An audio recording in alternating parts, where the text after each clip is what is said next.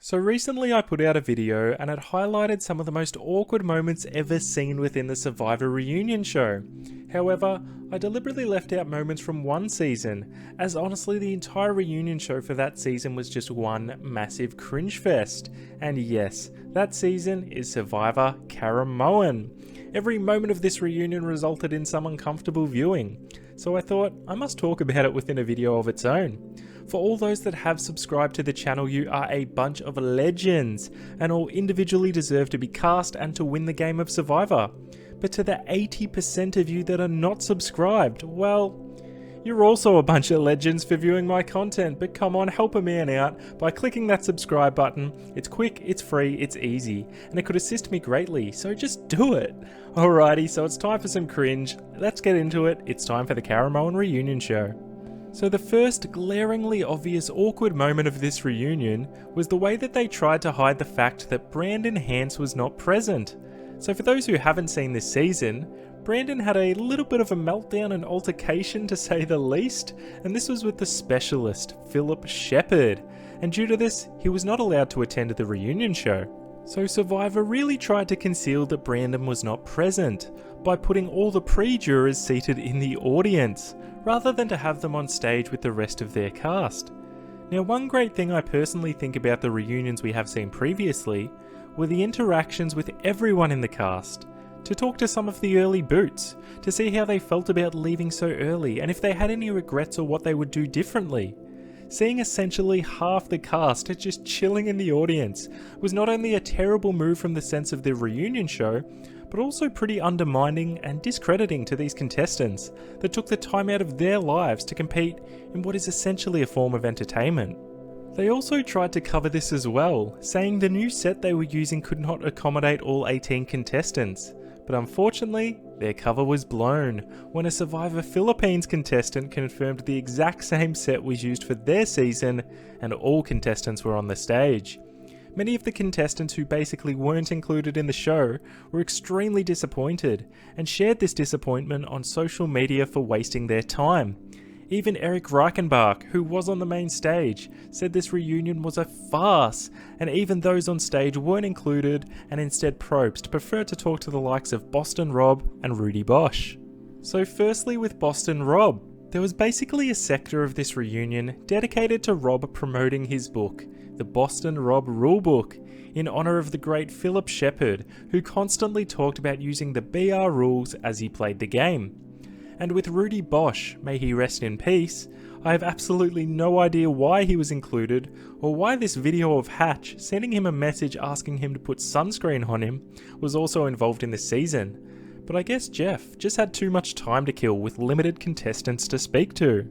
But there was also one person who did make the jury, however she was still not present on stage at this reunion, and that person was Brenda Lowe, who was pregnant at the time, so she was unable to attend the live show, but she was still able to satellite in and still be part of this.